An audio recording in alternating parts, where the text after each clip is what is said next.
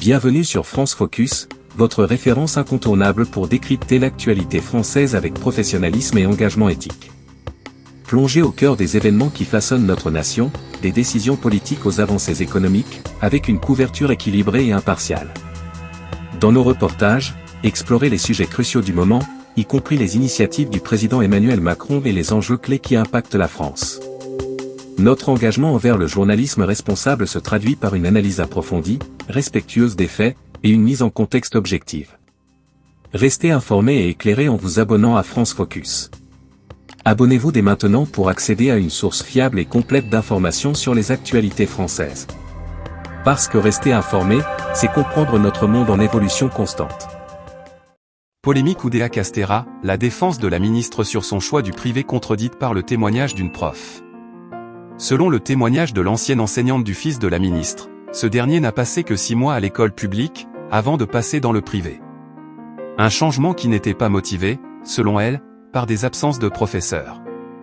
Tout juste nommée, Amélie Oudéa Castéra a soulevé une polémique vendredi en justifiant sa décision de transférer ses enfants dans le privé par sa frustration devant les paquets d'heures d'enseignement non remplacés lors des absences de professeurs à l'école publique.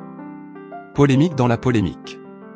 Le choix de la nouvelle ministre de l'Éducation Amélie Oudéa Castéra de scolariser ses enfants dans le privé n'était pas lié à des problèmes de non-remplacement de professeurs comme elle l'a affirmé, selon des informations dimanche de Libération, que la ministre a démenti. Selon Libération, seul le fils aîné d'Amélie Oudéa Castéra a été brièvement scolarisé dans le public, en petite section de maternelle. Le journal rapporte un témoignage de son enseignante d'alors, en 2009 dans l'école publique Littré, dans le 6e arrondissement de Paris. La ministre dément. Selon ce témoignage, Amélie Oudéa Castéra et son mari ont décidé d'envoyer leur fils dans l'établissement privé Stanislas, proche de leur domicile, parce que l'école Littré leur avait refusé un passage anticipé de leur fils en moyenne section, jugeant l'élève encore trop petit. Et pas pour un problème d'absence, selon ce témoignage. Toujours auprès du journal Libération, la ministre n'a pas nié avoir scolarisé son fils seulement 6 mois dans le public. Elle a cependant contesté les raisons du départ de ce dernier évoquées par son ancienne enseignante.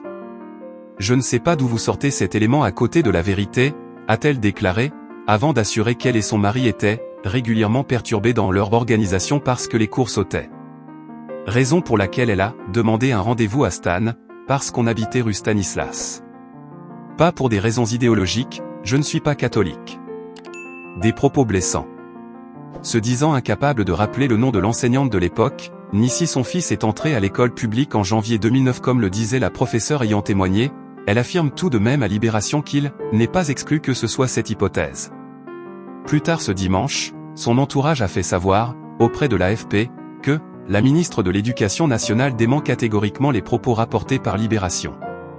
On peut s'interroger sur l'intention liée à ces propos inexacts, déplacés et blessants pour des parents sur leur enfant près de 15 ans plus tard, a-t-on indiqué de même source.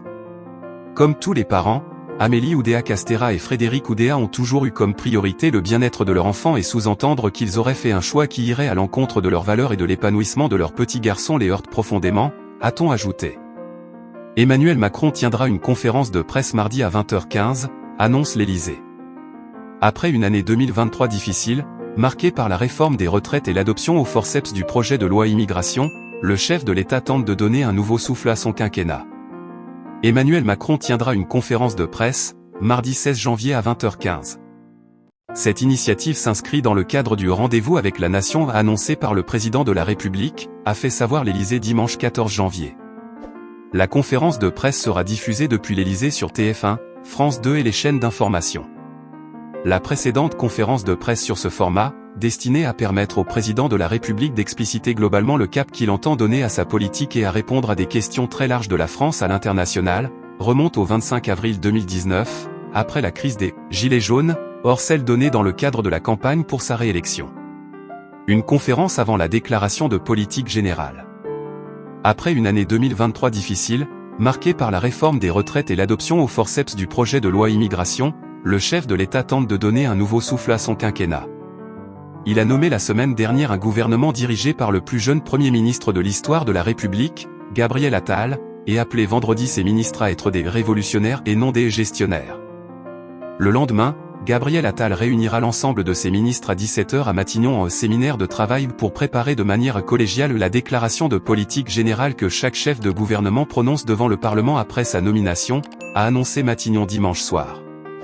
Aucune date n'a encore été arrêtée pour cette déclaration.